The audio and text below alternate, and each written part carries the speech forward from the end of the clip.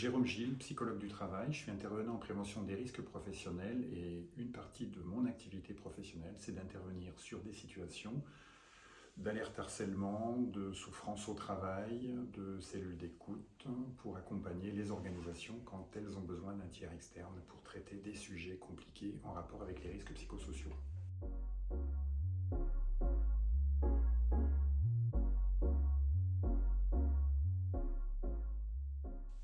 Un des pièges à éviter, ce serait ou d'en faire trop ou d'en faire pas assez. C'est-à-dire de minimiser la situation en faisant comme si de rien n'était, en cherchant à masquer, camoufler. Là, c'est prendre le risque, du point de vue de l'employeur, en fait, c'est prendre le risque de devenir complice. Et à contrario, d'en faire trop, c'est prendre le risque de faire mousser quelque chose qui pourrait être traité avec simplicité et avec sérieux.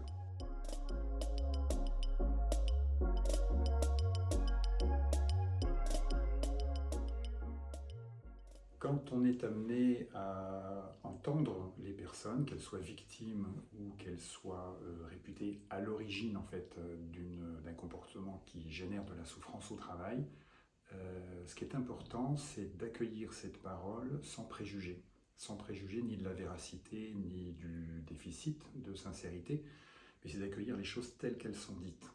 Quelqu'un qui me dit souffrir et quelqu'un qui souffre. Le travail va consister à comprendre comment la souffrance naît, plutôt que de chercher qui porte la faute de quoi. Par rapport à l'agresseur, quand il y a possiblement en fait, quelqu'un qui est à l'origine de comportements de maltraitance, il y a toujours une bonne raison. Il a toujours une bonne raison en fait, d'agir comme il agit. L'action en tant que telle, elle est nocive, elle porte préjudice à quelqu'un, mais au départ, il y avait une intention. Et cette intention, on a grand bénéfice à l'identifier, à la faire verbaliser, parce que dans de nombreux cas, on peut réorienter les comportements de manière à ce qu'ils servent véritablement l'intention, sans avoir besoin nécessairement de sanctionner au titre de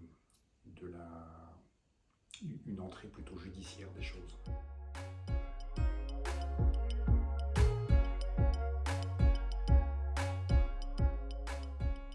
La sincérité, comment on obtient ça? Je crois qu'on obtient ça en accueillant la personne telle qu'elle est, telle qu'elle arrive, avec ce qu'elle a à dire, en, se, en, se, en prenant bien soin de n'émettre aucun jugement, aucune évaluation. Alors les jugements et les évaluations, on peut les faire avec des mots, mais on peut les faire aussi avec des petites mimiques sur le visage. Il suffit en fait d'un petit mouvement des sourcils par exemple pour que la personne en face bloque son propos parce qu'elle aura le sentiment d'être évaluée, jugée. Quand on parle de harcèlement, on parle de sensibilité, on parle d'estime de soi, on parle de choses qui sont très intimes. Quand on parle de harcèlement à connotation sexuelle, on rajoute en fait à cette intimité une intimité en rapport avec la sexualité. Ce sont des sujets qui la plupart du temps sont tabous, difficiles à aborder, et donc il est très très important d'être accueillant vis-à-vis de la parole, non jugeant, d'accepter en fait ce que la personne dit comme elle le dit, viendra ensuite le temps de comprendre.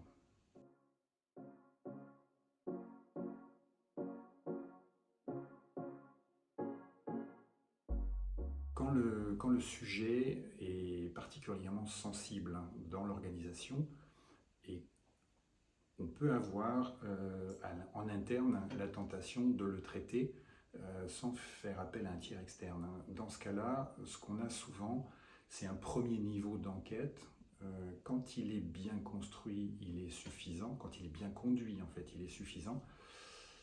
Mais des fois, il n'est pas suffisant ou pas satisfaisant.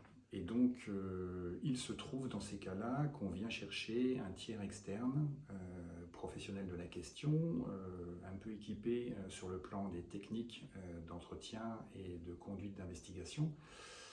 Et dans ce cas-là, la première enquête qui a été faite en interne, elle peut devenir préjudiciable parce qu'elle aura peut-être figé les positions des uns ou des autres. On aura des fois un niveau de participation qui va devenir compliqué à traiter. Quand vraiment c'est subtil ou quand c'est très sensible, moi ce que je préconiserais quand même, c'est de faire appel immédiatement à un tiers externe qui apportera recul, objectivité et souvent en fait sérénité dans la démarche avec un peu de méthodologie en fait. On a quelque chose de sécurisé. Dans certains cas, en fait, ce que l'on va produire comme documentation peut être présenté soit à l'inspecteur du travail, soit à un juge dans le cadre prud'homal, parce qu'il peut y avoir des prolongements à cet endroit-là. C'est donc une affaire qui est à prendre avec méthodologie, de manière très sérieuse.